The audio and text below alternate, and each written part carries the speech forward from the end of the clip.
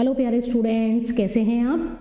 फिर हम मिले हैं एक नए चैप्टर की स्टार्ट करने के लिए, that is crisis of democracy. मैं अनुराधा मित्तल प्रिपेयर करवा रही हूँ आपका subject political science NCERT books में से। एनसीईआरटी की बुक्स बेटा ऐसी बुक्स हैं कि आप आगे जब कंपटीशन एग्जाम्स वगैरह फाइट करेंगे तो वहाँ भी आपको सजेस्ट किया जाएगा you must read all the NCERT books from 6th to 12th। तो क्यों ना हम अभी ही हमारी बुक्स को बहुत अच्छे से पढ़ें। और जैसे अब वो टाइम आ चुका है कि आपके सीयूटी के फॉर्म भी निकलने वाले हैं जल्दी, और आप फिल करके सीयूटी का एग्जाम भी देंगे। एक्सपेक्टेड एग्जाम डेट्स हमने आपको बता रखी हैं, 15 मई से 30 मई तक अभी तक जो डिक्लेयर्ड है वो वाली डेट है। सीयूटी एक ऐसा एग्जाम है जिसको क्रैक करके आप अपनी मनपसंद यूनिवर्सिटी में अपने फेवरेट कोर्स के साथ एडमिशन ले सकते हैं। हम जो आपको प्रिपेयर करा रहे हैं बेटा वो सब्जेक्ट प्रिपेयर करा रहे हैं पॉलिटिकल साइंस, और पिछली वीडियो तक हमने एक चैप्टर कंप्लीट किया है, that is challenges to and restoration of power of Congress. जैसे मैं हमेशा कहती हूँ कि पॉलिटिकल साइंस जो सब्जेक्ट है वो कहानियों का संग्रह है, it is a group of stories. और ऐसी स्टोरीज जो हाइपोथेटिकल नहीं है, ऐसी कहानियाँ नहीं है जो आपने कल्पना लोक में सोच रहे हो कि ऐसा कल्पना लोक में होता है। वो कहानियाँ जो हमारे देश में कहीं ना कहीं कही गई हैं या घटित हुई हैं, उन घटनाओं को किसका रूप दिया गया है, कहानी का रूप दिया गया है। जो बुक अभी हमने स्टार्ट कर रखी है, एक बुक हमारी कंप्लीट हो चुकी है, प्लेलिस्ट में आप देखेंगे उससे रिलेटेड सारी वीडियोस आपको मिलेंगे। अभी जो हमारी बुक कंटिन्यू है उसमें हम challenges to nation building, era of one party dominance, challenges to power of Congress and restoration of power of Congress, ये चैप्टर्स हम कंप्लीट कर चुके हैं।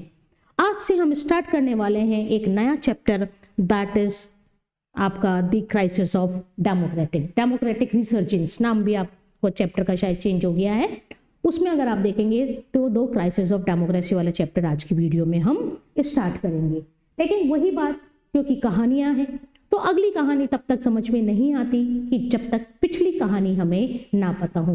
मेरे स्टूडेंट्स ने पिछली वीडियो देख रखी होगी और उसको देखा भी होगा, लेकिन यदि आप रिवीजन चाहते हैं तो एक बार रिवाइज कर देते हैं और फिर अपनी कहानी को हम आज के चैप्टर से लिंक करेंगे। बेसिकली बेटा थोड़ा सा मैं इंट्रोडक्शन दूं इस चैप्टर के बारे में। तो ये जो चैप्टर है वो 1975 की इमरजेंसी के आसपास घूम रहा है। यानी इस चैप्टर की जो बेसिक थीम है वो थीम है आपकी emergency of national emergency of 1975, 25 जून 1975 को इंदिरा गांधी के द्वारा इंटरनल अप्रेस्ट के बिहाफ पर एक इमरजेंसी लगाई गई देश में, जिसको कहा जाता है नेशनल इमरजेंसी, और 25 जून 1975 को लगी थी। और ये आप कह सकते हैं कि ये एक बहुत कंट्रोवर्शियल इमरजेंसी थी। अभी हम बात करेंगे कि हमारा कॉन्स्टिट्यूशन क्या क्या कहता है, किस किस बिहाफ पर इमरजेंसी लगाई जा सकती हैं, कब कब इमरजेंसीज लगी हैं, क्या वो वैलिड थी या नहीं थी, क्या उनका लगाना ज़रूरी था, उन इमरजेंसी के पीछे गवर्नमेंट का मोटिव हमारी कंट्री को स्टेबल रखना, सिक्योर रखना था, या अपना कोई निजी बेनिफिट उसको पूरा करना था। तो बेसिकली मैंने आपको बताया कि ये जो चैप्टर हम पढ़ेंगे इसकी थीम यानी इसका बेस यानी एक ऐसा सेंटर पॉइंट जिसे आप याद करिए, हमने पिछला चैप्टर पढ़ा था। पिछला चैप्टर था कांग्रेस की चैलेंज और पावर वाला, भी मैं ब्रीफ में रिवाइज करूंगी। तो उसकी थीम क्या थी? उसकी थीम थी कि 1969 में कांग्रेस स्प्लिट हुई। तो स्प्लिट क्यों हुई, स्प्लिट होने के कारण क्या थे, और स्प्लिट होने के बाद क्या कांग्रेस गिरती चली गई या उसने अपनी पावर को रिस्टोर कर लिया, वो उसकी थीम थी। ठीक है, लेकिन इस चैप्टर की थीम अगर हम बात करें तो इस चैप्टर की थीम रहेगी आपकी 1975 में जो इमरजेंसी लगी थी वो इसकी थीम है। उसके पहले की कहानी और उसके बाद की कहानी इस चैप्टर में हमें पढ़ना है। 2 पार्ट आएंगे इस चैप्टर के, आज हम फर्स्ट पार्ट देख रहे हैं। लेकिन थोड़ा सा हम बैकग्राउंड तैयार करते हैं ताकि हम चीज़ों को लिंक कर सकें। एक कहानी सुनते हैं फिर हम अगली कहानी शुरू करेंगे। देखिए, अगर मैं बैकग्राउंड की बात करूँ तो बैकग्राउंड में बेटा सबसे पहले आपको याद रखना है, India independent on 15 August 1947। Bharat British colony से इंडिपेंडेंट होता है 15 अगस्त 1947 को। आप पढ़ चुके कि अंग्रेजों ने लगभग भारत पर 200 सालों तक राज किया, लगभग 200 सालों तक राज किया। पहले ईस्ट इंडिया कंपनी के रूप में और फिर ब्रिटिश क्राउन के रूप में इन्होंने हम पे गवर्न किया। 15 अगस्त 1947 को ब्रिटिशर्स भारत को इंडिपेंडेंस दे देते हैं, आज़ादी दे देते हैं, और भारत एक स्वतंत्र संप्रभु देश बन जाता है। यानी अब उसके ऊपर कोई भी इंटरनल और एक्सटर्नल रूल करने वाला नहीं है। इंडिया अपने डिसीजंस खुद लेगा और इंडिया अपनी फॉरेन पॉलिसी और नेशनल पॉलिसीज खुद फ्रेम करेगा। अब क्या हुआ, लेकिन इंडिया के सामने आपने पढ़ा था कि सबसे बड़ा चैलेंज था कि इंडिया को डेमोक्रेसी स्टैब्लिश करनी थी। यानी इंडिया ने देख रखा था कि अलग अलग तरह की सरकारें हैं, सब कुछ है, लेकिन इंडिया को पता था कि सबसे बेस्ट गवर्नमेंट कौन सी है, बेस्ट गवर्नमेंट है डेमोक्रेटिक गवर्नमेंट। और आज हमें बहुत फक्र होता है ये कहते हुए कि भारत विश्व का सबसे बड़ा लोकतंत्रात्मक राज्य है। 1947 में इंडिया इंडिपेंडेंट हो गया। 1946 से लेकर 1949 तक कॉन्स्टिट्यूएंट असेंबली ने संविधान बनाया और 1950 में उसको अप्लाई कर दिया। और इसी कॉन्स्टिट्यूशन के आर्टिकल 324 के तहत इलेक्शन कमीशन ऑफ इंडिया को फ्रेम किया गया और इसी इलेक्शन कमीशन ऑफ इंडिया ने फर्स्ट जनरल इलेक्शन 1952 में, फरवरी 1952 में कंप्लीट करवा दिए थे। तो ये फर्स्ट जनरल इलेक्शन कहा जाता है। उसके बाद यदि हम बात करें तो टाइम टू टाइम हर 5 साल के बाद भारत में इलेक्शन होते रहे, 1952, 1957, 1962 एंड 1967। इन जो इलेक्शंस हुए, first general election, second general election और थर्ड जनरल इलेक्शन, तीनों ही इलेक्शंस में किसकी गवर्नमेंट बनी? गवर्नमेंट बनी कांग्रेस पार्टी की। और 1967 में जो फोर्थ हुए उसको भी कहा जाता है कि जहां भी एक ही पार्टी सरकार बनाती चली आई उसको कहा जाता है कांग्रेस पार्टी। और किसकी लीडरशिप में गवर्नमेंट बना रही थी? पंडित जवाहरलाल नेहरू की लीडरशिप में। वही प्राइम मिनिस्टर थे। आपको पता है कि पंडित जवाहरलाल नेहरू भारत के पहले प्रधानमंत्री रहे और सबसे लंबे टेन्योर तक, कंटिन्यू और लंबे टेन्योर तक प्रधानमंत्री, लंबे कार्यकाल तक सीधे एक के बाद बनने वाले प्रधानमंत्री भी कौन है? पंडित जवाहरलाल नेहरू। 1964 में उनकी डेथ होती है और एक पॉलिटिकल सक्सेशन की प्रॉब्लम आती है, वो हमने पिछले वीडियोज में पढ़ा।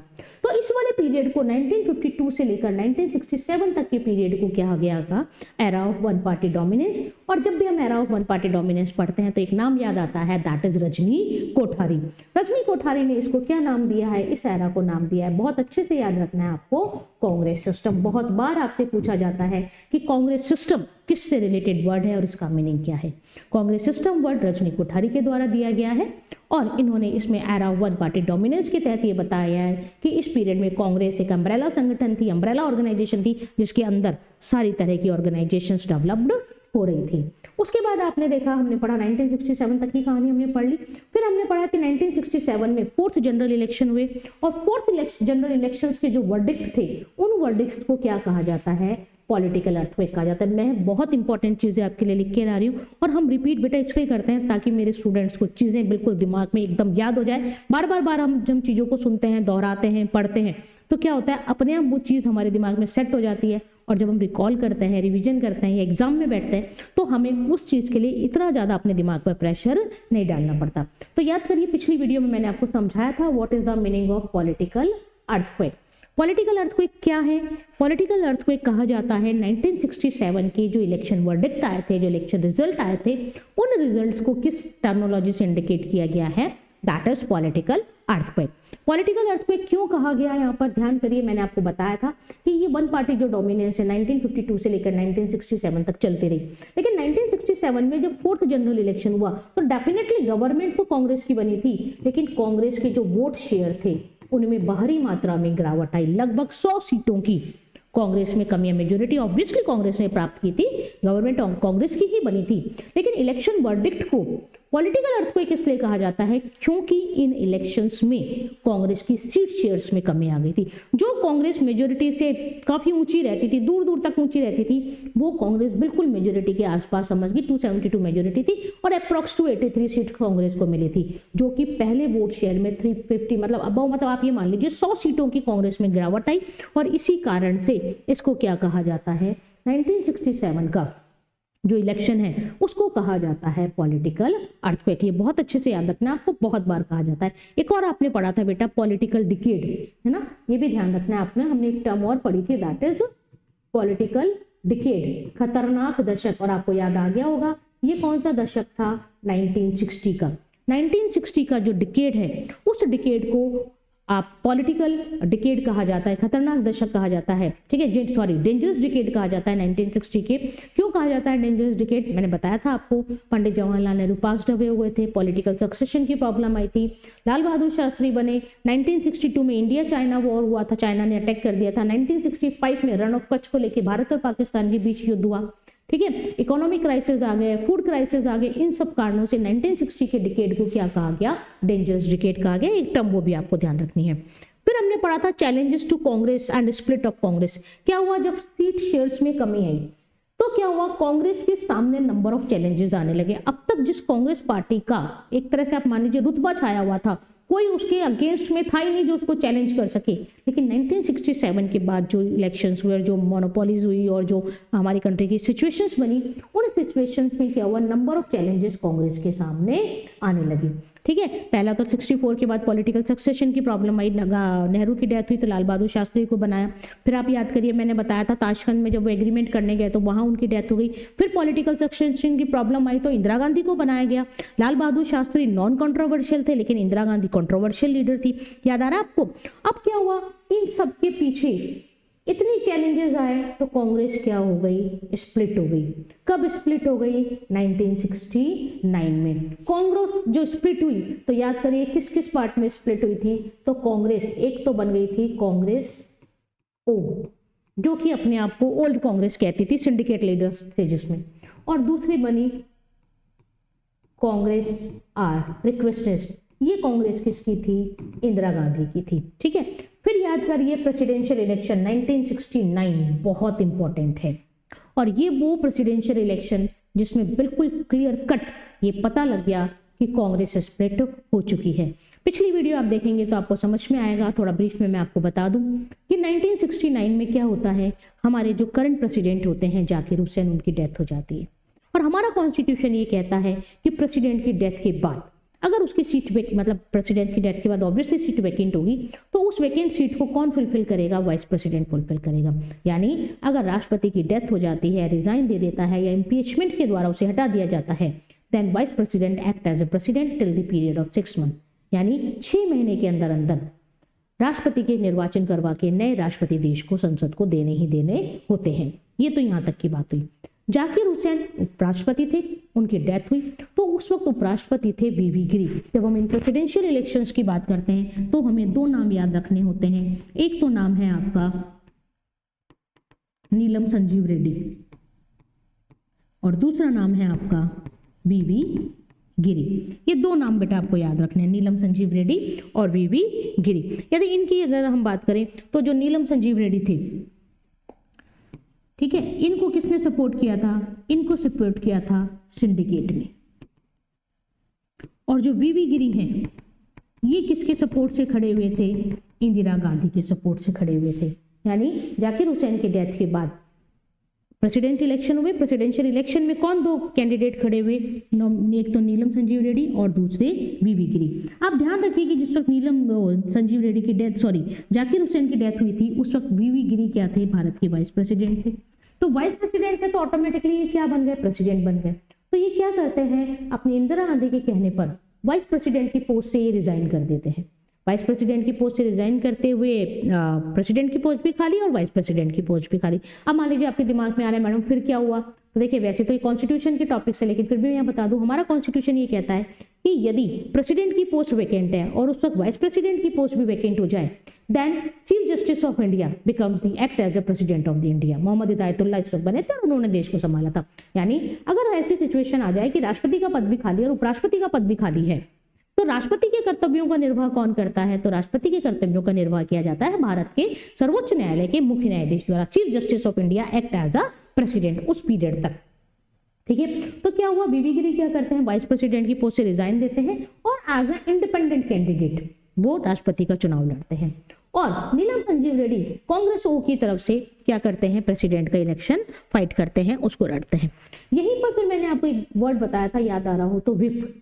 यहाँ पर जो कांग्रेस के प्रेसिडेंट थे एस निजिलिंगप्पा, वो एक व्हिप इशू करते हैं और कहते हैं सभी एमपीज और एमएलएज किसके कास्ट किनके फेवर में वोट करेंगे? नीलम संजीव रेड्डी की। जब एस निजिलिंगप्पा ये व्हिप जारी करते हैं तो इंदिरा गांधी इनर कॉन्शियस की बात करती है, अंतरात्मा की आवाज की, और वो कहते हैं कि एमपी और एमएलए अपनी अंतरात्मा की आवाज से वोट दें कि किसको वोट देना चाहिए, वीवी गिरी या नीलम संजीव रेड्डी को। इस तरह से 1969 का प्रेसिडेंशियल इलेक्शन होता है और अल्टीमेटली जीत किसकी होती है?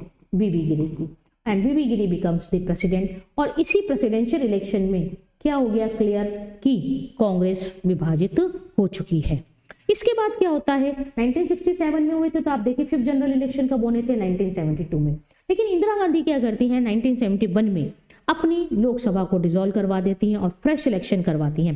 इसीलिए जो 5th जनरल इलेक्शन है वो 1972 की जगह कब हुए? 1971 में।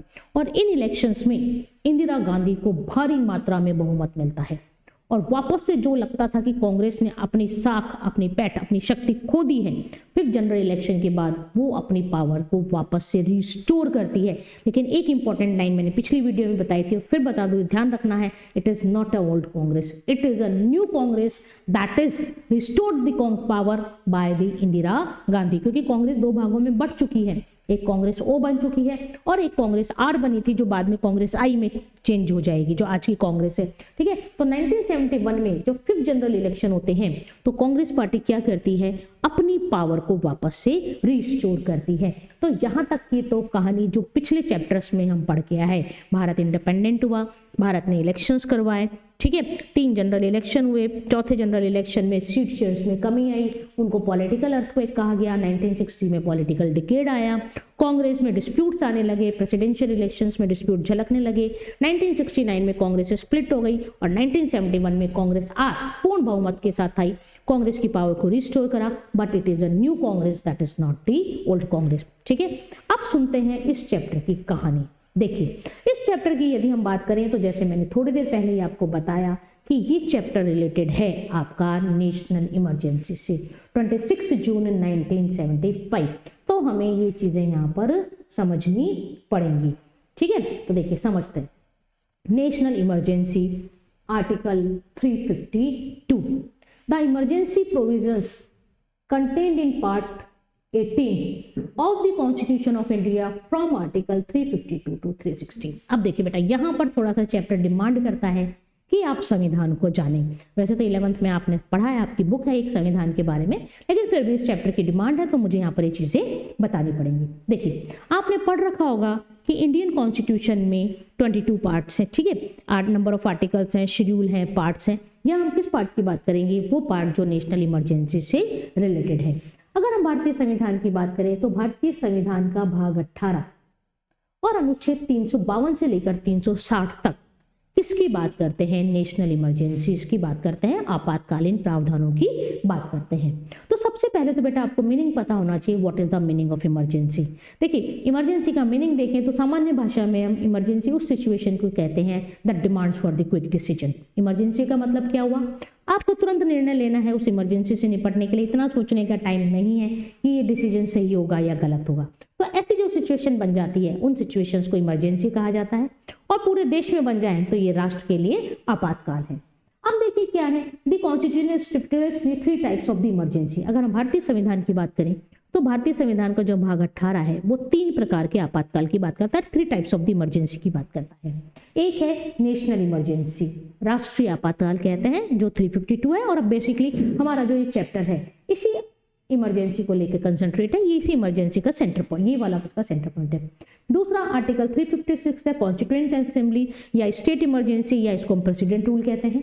और तीसरी है फाइनेंशियल इमरजेंसी, 300 अनुच्छेद 360 के तहत, 352, 356 और 360, ये 3 इमरजेंसी है। अगर हम बात करें तो इंडिया में इस वाली इमरजेंसी को 3 बार अप्लाइड किया गया, ये तो अलग अलग स्टेट्स में अलग अलग पीरियड में लगी है, और फाइनेंशियल इमरजेंसी इंडिया में आज तक एक बार भी इम्पोज नहीं की गई है। ये थोड़े से मैंने आपको फैक्ट्स बताए, लेकिन जैसे मैंने बताया कि इस चैप्टर में हमें इन दोनों इमरजेंसीज के बारे में नहीं पढ़ना है। ये चैप्टर हमारा किससे कंसंट्रेट रखता है, किससे रिलेट रखता है, नेशनल इमरजेंसी से, राष्ट्रीय आपातकाल। तो देखिए समझते हैं पहले। Under article 352 the president can declare the national emergency when the security of India और a part of it's threatened by war, external aggression और armed rebellion. The President can declare a national emergency even before the actual occurrence of war or armed rebellion or external aggression. When a national emergency is declared on the ground of war or external aggression, is it known as an external emergency. On the other hand, when it declared on the ground of armed rebellion, it is known as internal emergency. The term armed rebellion is inserted from the 44th Amendment. Before this, एक terms is known as internal disturbance. ये तो इसमें लिखा हुआ, अब समझिए क्या कह रहा है। देखिए, हमारा संविधान का अनुच्छेद 352 से 360 भाग 18 ये कहते हैं कि देश में 3 आधारों पर आपातकाल लग सकता है। अनुच्छेद 352 के तहत राष्ट्रीय आपातकाल, अनुच्छेद 356 के तहत स्टेट इमरजेंसी, प्रेसिडेंट रूल और कॉन्स्टिट्यूशनल इमरजेंसी, और 360 के तहत वित्तीय आपातकाल या फाइनेंशियल इमरजेंसी। अगर तीनों ही इमरजेंसी की बात करें तो फाइनेंशियल इमरजेंसी आज तक इम्पोज नहीं की गई है। कॉन्स्टिट्यूशनल इमरजेंसी और प्रेसिडेंट रूल अलग अलग स्टेट में अलग अलग पीरियड तक किया गया। ये जो चैप्टर बात कर रहा है वो नेशनल इमरजेंसी की बात कर रहा है, तब हम नेशनल इमरजेंसी की बात करेंगे, राष्ट्रीय आपातकाल की बात करेंगे। देखिए, राष्ट्रीय आपातकाल का संबंध किस अनुच्छेद से है? अनुच्छेद 352 से। क्या कह रहा है आसान भाषा में कि नेशनल इमरजेंसी की डिक्लेरेशन कौन करता है? प्रेसिडेंट करता है। सीधी सी बात, राष्ट्रीय आपातकाल की घोषणा किसके द्वारा की जाएगी? प्रेसिडेंट के द्वारा किया जाएगा, जो भी उस वक्त प्रेसिडेंट होगा। अब ये जो प्रेसिडेंट डिक्लेयर कर रहा है, ये क्या अपनी मर्जी से कर सकता है? नहीं। नेशनल इमरजेंसी डिक्लेयर करने के 3 रीजन हो सकते हैं। 3 रीजन में से कोई एक रीजन हो सकता है। कौन कौन से हैं? देखिए, एक है आपका वॉर, ठीक है, दूसरा है एक्सटर्नल एग्रेशन और तीसरा है आर्म्ड रिबेलियन। ये 3 रीजन हैं, जिन रीजन में से किसी एक के बिहाफ पे प्रेसिडेंट नेशनल इमरजेंसी युद्ध, बाह्य आक्रमण और सशस्त्र विद्रोह, ठीक है, वॉर, एक्सटर्नल एग्रेशन और आर्म्ड रिबेलियन, इन तीनों में से किसी भी एक बेस पे या तीनों बेसिस पर प्रेसिडेंट इमरजेंसी की डिक्लेरेशन कर सकता है। ऐसा नहीं है ये हो, ये बात ही कह रहा है कि यदि उसको आभास भी हो जाए कि ऐसा होने वाला है, अकरेंस की थोड़ी सी एग्जिस्टेंस की भी लगे, तो भी प्रेसिडेंट क्या कर सकता है? इमरजेंसी डिक्लेयर कर सकता है।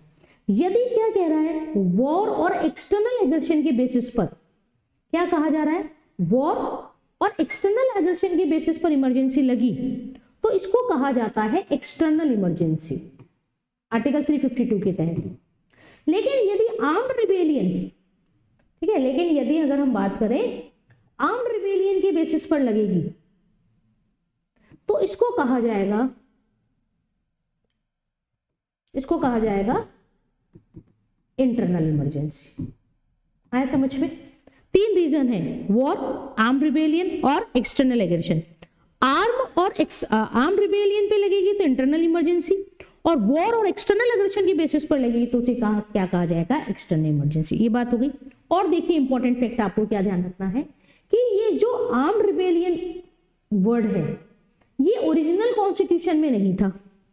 ओरिजिनल कॉन्स्टिट्यूशन में जो वर्ड था दैट इज इंटरनल डिस्टर्बेंस, और अभी हम थोड़ी देर में देखेंगे ये कहा जाता है Indira Gandhi misuse this word, और आगे से कोई प्राइम मिनिस्टर इसका मिसयूज ना कर ले, इसलिए क्या किया गया, 44th अमेंडमेंट जो कि मोरारजी देसाई की सरकार के द्वारा किया गया था, और 42nd अमेंडमेंट में जहां जहां ये कोशिश की गई कि पार्लियामेंट और गवर्नमेंट को बहुत पावरफुल किया जाए, वहां वहां 44th अमेंडमेंट में थोड़ी थोड़ी रिस्ट्रिक्शंस लाई गई थी। तो 44th अमेंडमेंट में क्या कर दिया गया, ये जो इंटरनल डिस्टर्बेंस था इसको चेंज किस में कर दिया गया? आर्म्ड रिबेलियन में। यानी बेटा ओरिजिनल कॉन्स्टिट्यूशन में आर्टिकल 352 का यूज 3 बेसिस पर होता था, वॉर, एक्सटर्नल एग्रेशन और इंटरनल डिस्टर्बेंस। लेकिन जून 1975 में जब इंदिरा गांधी के द्वारा मिसयूज किया गया और बाद में इंदिरा गांधी की सरकार नहीं बन पाई 1977 के इलेक्शन में, तो इसको मोरारजी देसाई ने चेंज कर दिया। और 44th अमेंडमेंट के बाद की यदि हम बात करें तो आज हमारा संविधान ये कहता है कि जो राष्ट्रीय आपातकाल है, नेशनल इमरजेंसी, वो 3 बेसिस पर लग सकती है, वॉर, एक्सटर्नल एग्रेशन और आर्म्ड रिबेलियन। यानी अब हमारे संविधान में इंटरनल डिस्टर्बेंस जैसा वर्ड नहीं। ठीक है, तो ये आपको ध्यान रखना है कि ओरिजिनल कॉन्स्टिट्यूशन में क्या था, अब क्या है, और अब जो चेंज किया गया वो कौन से कॉन्स्टिट्यूशन अमेंडमेंट के द्वारा चेंज किया गया और क्यों चेंज किया गया। अगर हम ये बात करें कि अब तक कितनी बार भारत में नेशनल इमरजेंसी लग चुकी है ना, कि आर्टिकल 352 का यूज इंडिया में कितनी बार किया गया है, तो सीधा सा आंसर आता है 3 बार। 3 टाइम्स इम्पोज की गई है नेशनल इमरजेंसी। देखिए कब कब इम्पोज की गई है, 1962 टू 1968। कब क्यों किया गया था, याद आ रहा होगा आपको, China attack on the India, during the India China war when the security of India was declared as being threatened by the external aggression. आगे समझ में, इस बेसिस पर 1962 में इमरजेंसी लगी, जो कब तक कंटिन्यू रही, 1968 तक। दूसरा देखिए 1971 से स्टार्ट हुई और 21 मार्च 1977 तक, 21 मार्च 1977 तक सेकेंड टाइम नेशनल इमरजेंसी लगी during the Indo Pak war. V Giri was the president at that time. देखिए वैसे तो बहुत सारा चीजें आप कितना पढ़ेंगे, आपको एक टेबल बनानी चाहिए, कब लगी, कहाँ तक लगी, कौन प्रधानमंत्री था, कौन राष्ट्रपति था और किस कारण से लगे, है ना। ऐसे अगर आप एक टेबल फ्रेम करके पढ़ेंगे तो आपको थोड़ी आसानी से याद हो जाएगा। इस तरह से आप कॉलम बना लें उसमें, ठीक है।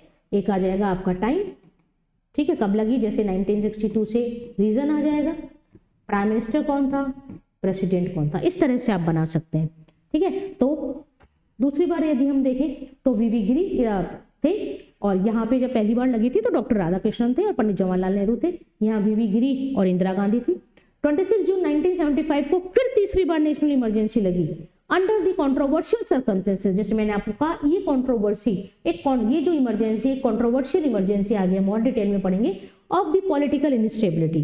The emergency was declare on the basis of internal disturbance, जो कि अब वर्ड ही नहीं हमारे संविधान में, पहले था, उसका मिसयूज किया गया। मिसयूज किया तभी तो कंट्रोवर्सी हुई, इनकी तो नहीं हुई कंट्रोवर्सी, इसकी कंट्रोवर्सी। एंड फखरुद्दीन अली अहमद वो the president during the third emergency. ठीक है, यहाँ देख लीजिए, यहाँ डॉक्टर राधाकृष्णन थे प्रेसिडेंट। ठीक है, यहाँ वीवी गिरी है और यहाँ प्रेसिडेंट कौन है, फखरुद्दीन अली अहमद। अगर प्राइम मिनिस्टर की बात करें तो यहाँ प्राइम मिनिस्टर थे नेहरू, और यहाँ दोनों टाइम में प्राइम मिनिस्टर कौन रहे हैं, इंदिरा गांधी। ठीक है, तो यहाँ पे मैंने आपको क्या बताया, यहाँ पे मैंने आपको बताया कि अब तक भारत में 1947 से लेकर अब तक कितनी बार नेशनल इमरजेंसी लगी है। तो अब तक 3 बार नेशनल इमरजेंसी लगी। पहली लगी जब चाइना ने अटैक किया, दूसरी लगी जब इंडो पाक वॉर हुआ बांग्लादेश को लेकर, और तीसरी बार लगी इंदिरा गांधी ने इंटरनल डिस्टर्बेंस के आधार पर। देखिए बेटा, अगर आप नोटिस करेंगे तो आप यहाँ देखेंगे कि ये वाली जो इमरजेंसी है और ये वाली जो इमरजेंसी है एक ही डेट को खत्म हो रही है, 21 मार्च 1977। तो क्वेश्चन आना चाहिए आपके दिमाग में कि जब एक इमरजेंसी लगी हुई थी तो दूसरी इमरजेंसी लगाने की जरूरत क्या पड़ गई। ठीक है, तो यही तो कंट्रोवर्सी की बात है और इसी चीज को हम आगे के चैप्टर्स में समझने वाले हैं। तो यहां तक मैंने आपको समझाने की कोशिश करा कि हमारा कॉन्स्टिट्यूशन नेशनल इमरजेंसी के बारे में क्या कहता है। अब हम आते हैं हमारी चैप्टर की थीम पे। ऐसा नहीं कि एक सारी चीजें चैप्टर के बारे, ये भी आपकी एनसीईआरटी की बुक में है और इसी वाले चैप्टर्स में है, और यहाँ से भी 110% क्वेश्चन बनने की संभावना है, तभी तो हम आपको प्रिपेयर करवा रहे हैं। ठीक है, आर्टिकल 352 याद रखना है, 356 भी याद रखना है, 360 भी। आप बोर्ड का पेपर दे रहे हैं, आप लकीर के फकीर नहीं हो सकते कि नहीं हमें तो इतना ही पढ़ना है, कुछ आसपास का मटेरियल भी आपको पढ़ना पड़ेगा। ठीक है, नेशनल इमरजेंसी 352 के तहत 3 रीजन, वॉर, एक्सटर्नल एग्रेशन और आर्म्ड रिबेलियन। करंट में यदि हम बात करें 44th अमेंडमेंट से पहले बात करें तो आर्म्ड, एक्सटर्नल एग्रेशन और इंटरनल डिस्टर्बेंस।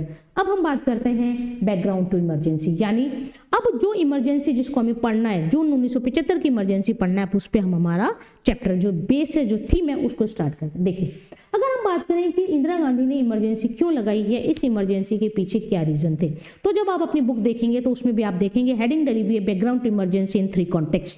3 विषयों की इसमें बात की गई है कि 3 बेसिक रीजंस हैं जिन्होंने इमरजेंसी को इम्पोज करने के लिए काम किया। कौन कौन सा किया, चलिए देखते हैं। यहाँ पे बेटा देखिए, आप देख रहे हैं Indira Gandhi 1975 emergency the darkest chapter of Indian democracy, है ना, काला दिन, डार्क डे ऑफ इमरजेंसी 25 जून 1975। देखें यहाँ पर अगर हम बैकग्राउंड की बात करें कि इमरजेंसी लगने के पीछे रीजन क्या है, तो देखिए मोटे मोटे रूप से 3 रीजन निकल कर आते हैं। एक निकल कर आता है भारत की आर्थिक स्थिति, इकोनॉमिक कंटेक्स्ट। दूसरा निकल कर आता है गुजरात एंड बिहार मूवमेंट।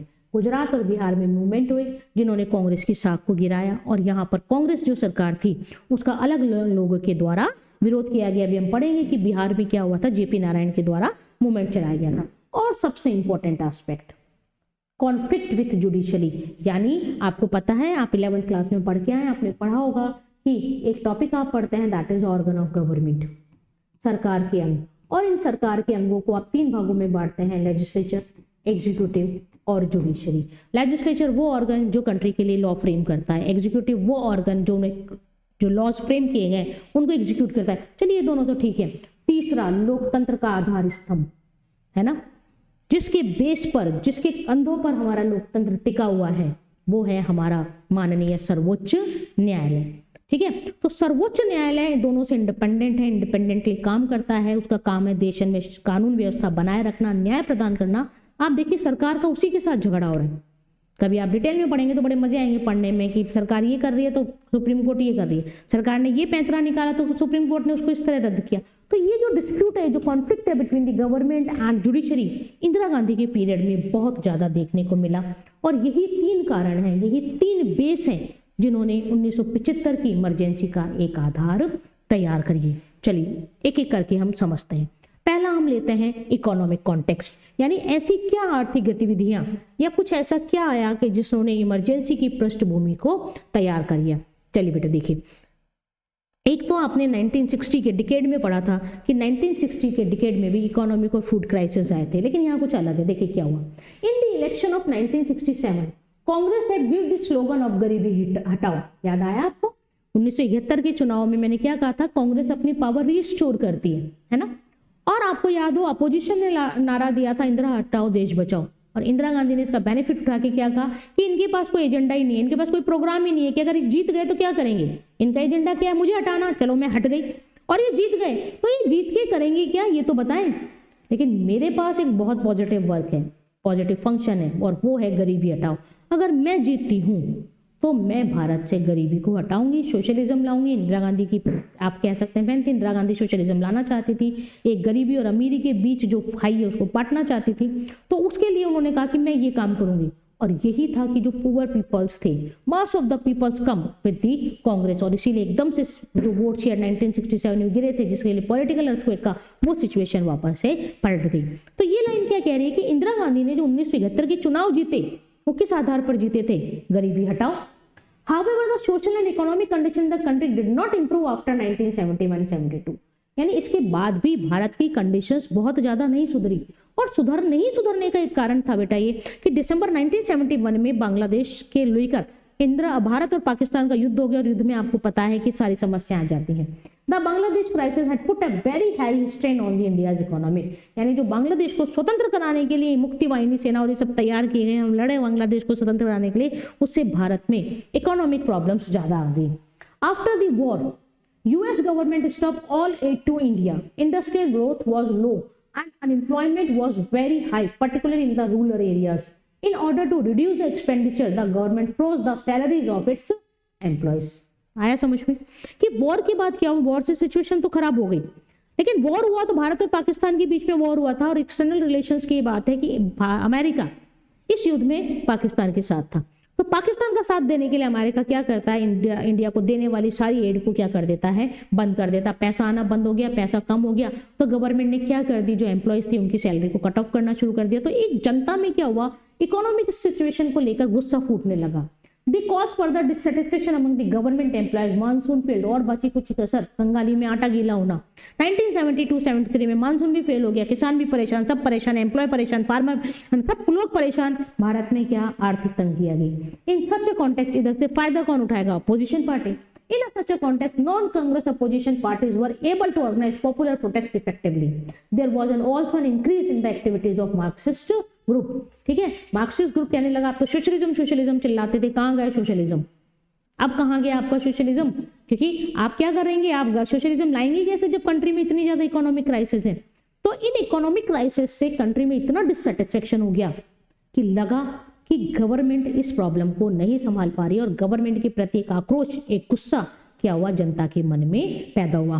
तो ये एक कॉन्टेक्स्ट देखा हमने, इकोनॉमिक कॉन्टेक्स्ट क्या था इसमें कि 1971 का इंदिरा गांधी ने चुनाव गरीबी हटाओ के बलबूते पे ही जीता था। लेकिन 71 में क्या होता है? वॉर हो जाती है बांग्लादेश के साथ, तो भारत की इकोनॉमिक कंडीशंस खराब हो जाती है, और ऊपर से यूएस वगैरह ने भी इंडिया को अपना एड देना बंद कर दिया। तो जब पैसे की कमी हुई तो गवर्नमेंट जो एम्प्लॉयज थे उनकी सैलरी कट ऑफ होने लगी, उससे गुस्सा आया। ऊपर से मानसून फेलियर हो गया, चीजें बढ़ रही हैं, जो नॉर्मल चीजें हैं उनके रेट ही बहुत ज्यादा बढ़ रहे हैं। तो इससे जनता के बीच मन में क्या आया? एक गुस्सा, एक आक्रोश सरकार के प्रति आया, और बहुत ज्यादा इकोनॉमिक डिससेटिस्फेक्शन आ गया। दूसरा कॉन्टेक्स्ट देखा था हमने, गुजरात एंड बिहार मूवमेंट। गुजरात और बिहार में कांग्रेस की सरकार थी, लेकिन यही सब कारण से जो मूलभूत चीजें थी, ऑयल था, जो आपका फूड प्रोडक्शन एंड था, जो फूड की आइटम्स हैं, उनकी भी रेटें बढ़ने लगी। और गुजरात और बिहार में छात्रों ने आंदोलन छेड़ दिया सरकार के खिलाफ। गुजरात में उस वक्त चीफ मिनिस्टर थे चमन भाई पटेल, और चिमन भाई पटेल, चिमन चोर है, इस तरह से नारे लगने लगे, और अपोजिशन हुआ। और अपोजिशन गुजरात में जो मूवमेंट हुआ उसको लीड मोरारजी देसाई ने किया था बाद में, और इतना ज्यादा हुआ कि चिमन भाई पटेल ने त्यागपत्र दिया और दोबारा से चुनाव हुए। ऐसे ही बिहार की यदि हम बात करें तो बिहार में भी ये सब कारण से ही मूवमेंट शुरू हो गया। और लेकिन ये ध्यान रखना है कि बिहार का जो मूवमेंट लीड किया गया वो लीड किया गया जयप्रकाश नारायण के द्वारा। जयप्रकाश नारायण एक गांधीवादी नेता थे, और इनको टोटल रिवॉल्यूशन के लिए जाना जाता है। संपूर्ण क्रांति का आह्वान किसके द्वारा किया गया था? जयप्रकाश नारायण के लिए। जैसे मैंने आपको इंटीमेट किया था स्लोगन जय जवान जय किसान याद रखिए, बार बार पेपर में पूछा जाता है, वैसे टोटल रिवॉल्यूशन की थ्योरी किसने दी? जयप्रकाश नारायण ने। ये भी नंबर ऑफ टाइम्स आपसे क्वेश्चन पूछा गया है। तो लेकिन जयप्रकाश नारायण ने दो बातें कही थी बिहार मूवमेंट में, एक तो ये कि ये नॉन वायलेंस होगा, जैसे अभी भी मैंने बोली थी जयप्रकाश नारायण गांधीवादी नेता थे और गांधी जी तो आप सब जानते हैं अहिंसा के पुजारी थे। तो उन्हीं के सिद्धांतों को मानते हुए जयप्रकाश नारायण ने भी ये कहा कि हमारा मूवमेंट कैसा होगा? नॉन वायलेंट होगा। और दूसरा उन्होंने कहा कि हम इस मूवमेंट को केवल बिहार तक सीमित नहीं करेंगे, ऑल इंडिया इसको एक्सपेंड करेंगे। ठीक है, तो देखिए देखते हैं, ये तो मैंने आपको बताया क्या कह रहा है ये वाला पॉइंट, गुजरात और बिहार का पॉइंट एक बार मैं बताती हूँ आपको। देखिए इन जनवरी 1974 In January 1974, students in Gujarat start an agitation against rising price of food grains, cooking oil, and other essential commodities, and against corruption in the high places. This agitation joined by the major opposition party and become widespread mainly in Gujarat and Bihar. यानी जनता जिन चीज़ों से परेशान थी, जनता में जो आक्रोश था कि आप मूलभूत आवश्यकताओं की चीज़ें बढ़ा रही हैं और इतना ज़्यादा देश में भ्रष्टाचार फैल रहा है कि वो कंट्रोल में आने नहीं वाला, तो क्या हुआ? गुजरात और बिहार दोनों में मूवमेंट शुरू हो गया अगेंस्ट दी गवर्नमेंट। ओके, अब उसके बाद अगर हम बात करें, assembly election were held in Gujarat in June 1975। The Congress was defeated in this election after result protected forward to the Bihar। 1975 में गुजरात में असेंबली इलेक्शन हुए, चिमन भाई पटेल मैंने अभी आपको बताया था, कांग्रेस हारी, उन्होंने त्यागपत्र दिया और इसके बाद ये प्रोटेस्टर्स कहाँ चले गए? बिहार में चले गए। ठीक है, बिहार में भी होने लगे। After a point they invited Jayaprakash Narayan. Bihar में किसको इन्वाइट किया गया? जयप्रकाश नारायण, वो जेपी के नाम से जाना जाता है इनको, और ये ध्यान रखना है बेटा, बहुत इंपॉर्टेंट। जेपी ने, जयप्रकाश नारायण ने किसकी बात की थी? संपूर्ण क्रांति की बात की थी। To lead the students movement he accepted on the condition that the movement will remain non violent and will not limit itself to Bihar. ये दो आपसे पूछा गया है, what are the two condition suggested by the Jayaprakash Narayan to join the Bihar movement. यानी Bihar movement से related Jayaprakash Narayan ने कौन सी दो बातें कही थी? पहली बात तो ये कही कि वो मूवमेंट कैसा होगा? नॉन वायलेंट होगा, है ना, हम वायलेंस का प्रयोग नहीं करेंगे। और दूसरा कहा कि ऐसा हम नहीं करेंगे कि हम इस मूवमेंट को कहाँ तक सीमित रखें, हम इस मूवमेंट को बिहार तक सीमित रखें। Both the Gujarat and Bihar affiliation were seen and anti Congress and the rather the opposition the state government, they were seen as protest against the leadership of Indira Gandhi. She believed that the movement was motivated by the personal opposition to her। यानी यहाँ पे तो ये सब हो रहा है, government को अपोज किया जा रहा है कि पॉलिसीज को अपोज किया जा रहा है, लेकिन इंदिरा गांधी समझ चुकी थी कि ये क्या किया जा रहा है, मेरे को इंडिविजुअली मेरे को इंडिकेट करके ये मूवमेंट से किए जा रहे हैं। तो पहला हमने इकोनॉमिक देखा, दूसरा हमने क्या देखा कि किस तरह से गुजरात और बिहार में मूवमेंट्स हुए। याद किसको रखना है? जयप्रकाश नारायण को। टोटल रेवोल्यूशन और नॉन वायलेंट मूवमेंट, और इसको बिहार तक कंसीडर नहीं रखा जाएगा, ऑल इंडिया एक्सपेक्ट किया जाएगा। सबसे इंपॉर्टेंट पॉइंट और इंपॉर्टेंट पॉइंट है that is conflict with judiciary. मैंने अभी आपको बताया कि सर्वोच्च न्यायालय क्या है? सर्वोच्च न्यायालय हमारे भारत के लोकतंत्र का रक्षक है। लोकतंत्र को बचाना है। लोकतंत्र उसी देश में संभव है जहां पर स्वतंत्र न्यायपालिका और निष्पक्ष न्यायपालिका हो, इंडिपेंडेंट जुडिशरी और impartial judiciary really establish the concept of democracy. लेकिन यहाँ पर क्या हुआ बेटा? इमरजेंसी से पहले हम बात करें तो भारतीय सरकार और जो सर्वोच्च न्यायालय है उसमें एक तनातनी हो गई।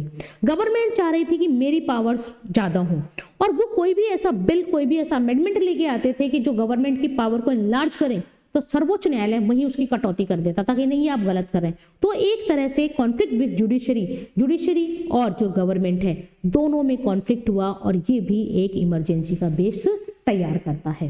This period was witness tension in the relationship between the government and judiciary. The supreme court found many initiative of the government to the violative of the constitution. यानी सुप्रीम कोर्ट ने बहुत सारी चीजें ऐसी देखी जहां सरकार कॉन्स्टिट्यूशन को वायलेट कर रही है। The Parliament amended the Constitution saying that it can abridge fundamental rights, but the Supreme Court rejected those provisions also. This led to a crisis as far as the relationship between the government and the judiciary were concerned. ये मैंने आपको बताया कि यहाँ पे क्या हो रहा था कि जुडिशरी और गवर्नमेंट दोनों के बीच लगातार डिस्प्यूट शुरू हो गए। इंदिरा गांधी कहती थी कि मैं सोशलिज्म को लाने के लिए डीपीएसपी अप्लाइड कर रही हूँ, ठीक है, लेकिन जब वो डीपीएसपी अप्लाइड करती थी तो क्या होता था? फंडामेंटल राइट्स डिनाइड होते। तो ये चलने लगा कि डीपीएसपी और फंडामेंटल राइट्स में से सुपीरियर कौन है। क्या हम डीपीएसपी को अप्लाई करने के लिए फंडामेंटल राइट्स को डिनाइड करें? गवर्नमेंट ने कहा, सुप्रीम कोर्ट ने कहा नहीं, आप ऐसा नहीं कर सकते। इट हैज बीन प्रैक्टिस, अब देखिए क्या हुआ, इस टेंशन का रिजल्ट देखिए क्या होता है। It has been practice to appoint the senior most जजेस of the supreme Court as the chief justice. अब देखिए हमारे यहाँ क्या एक बहुत स्वच्छ परंपरा है।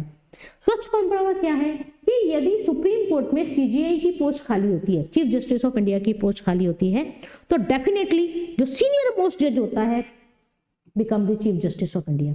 लेकिन इंदिरा गांधी के पीरियड में इस जो रियल जो प्योर कन्वेंशन है इसको सुपरसीड किया गया 2 बार। एक बार किया गया 1973 में। शैलेट, हेगड़े और ग्रोवर 3 सीनियर मोस्ट जजेस थे, उनकी सीनियरिटी को सुपरसीड करके ए.एन. रे को चीफ जस्टिस बनाया गया। क्यों बनाया गया? क्योंकि केशवानंद भारती केस में क्या किया था, अजीत नाथ रे, ए.एन. रे का पूरा नाम था अजीत नाथ रे, इन्होंने गवर्नमेंट के फेवर में डिसीजन दिया था, जबकि इन तीनों ने, शैलेट, हेगड़े और ग्रोवर ने गवर्नमेंट के अपोज में डिसीजन दिया था। तो जब जस्टिस बनाने की बात आई तो गवर्नमेंट ने अपना गुस्सा पूरा किया और क्या किया, इन तीनों की, ये बहुत बार पूछा जाता है, जो सीनियरिटी है उसको सुपरसीड करते हुए ए.एन. रे को क्या बनाया गया, चीफ जस्टिस बनाया गया। ठीक है, और यही कस्टम बेटा दूसरी बार तोड़ा गया कब, 1977 में, जब किसकी सुपरसीड की गई, एम.एच. बेग थे, उनको बनाया गया चीफ जस्टिस, और किसकी सुपरसीड की गई, एच.आर. खन्ना को। तो यहां आप देख रहे हैं यहां क्या हुआ, दोनों के बीच कॉन्फ्लिक्ट होने लगे। जो सुप्रीम कोर्ट की परंपरा है उसको तोड़ा गया गवर्नमेंट के द्वारा, और सीनियर मोस्ट जजेस को सुपरसीड करते हुए जो जूनियर जज थे उनको चीफ जस्टिस ऑफ इंडिया बनाया गया। तो ये हमने तीनों कॉन्टेक्स्ट पढ़े कि 26 जून 1975 को इंदिरा गांधी ने जो इमरजेंसी लगाई उसके 3 बेसिक रीजन थे। पहला इकोनॉमिक प्रॉब्लम, दूसरा गुजरात और बिहार में मूवमेंट हुए, वो भी एक बैकग्राउंड तैयार करते हैं, और तीसरा सर्वोच्च न्यायालय और गवर्नमेंट के बीच जो कॉन्फ्लिक्ट करा वो भी इमरजेंसी का बेस तैयार करते हैं। अब फाइनली इमरजेंसी कैसे लगी, इमरजेंसी का रिजल्ट क्या रहा, कॉन्सिक्वेंस क्या है, इस रिजल्ट से, इस इमरजेंसी से हमने क्या सबक सीखा, और 42nd अमेंडमेंट में क्या हुआ और 44th अमेंडमेंट में कैसे सुधारा गया, ये हम पढ़ेंगे इस चैप्टर के पार्ट 2 में। तो बेटा आज हमने स्टार्ट किया था एक नया chapter, that is crisis of democracy, जिसमें हमने नेशनल इमरजेंसी के कॉन्स्टिट्यूशनल क्लॉज को समझा, आर्टिकल 352 को समझा। हमने ये समझा कि 44 अमेंडमेंट से पहले 3 वर्ड थे, वॉर, एक्सटर्नल एग्रेशन और इंटरनल डिस्टर्बेंस। 44th अमेंडमेंट के द्वारा इंटरनल डिस्टर्बेंस को हटा के आर्म रिबेलियन वर्ड जोड़ा गया उसमें। उसके बाद हमने पढ़ा कि इकोनॉमिक फैक्टर्स के कारण गुजरात और बिहार मूवमेंट ने, और जुडिशरी का जो आप कह सकते हैं गवर्नमेंट के साथ कॉन्फ्लिक्ट थे, इन्होंने बैकग्राउंड तैयार कर दिया किसका, इमरजेंसी का। लेकिन ये तो बैकग्राउंड तैयार हुआ है, वास्तविक घटना क्या घटी और किस घटना के बाद किस आधार पर देश में इमरजेंसी लगी, ये हमारे बाकी के चैप्टर में, यानी अगला जो हमारा पार्ट आएगा वो लेके आएगा डिक्लेरेशन ऑफ इमरजेंसी, उसके बाद उसके इम्पैक्ट, उसके कॉन्सिक्वेंस, उसके लेसन्स, और उसके बाद एक और जनरल इलेक्शन की हम बात करेंगे।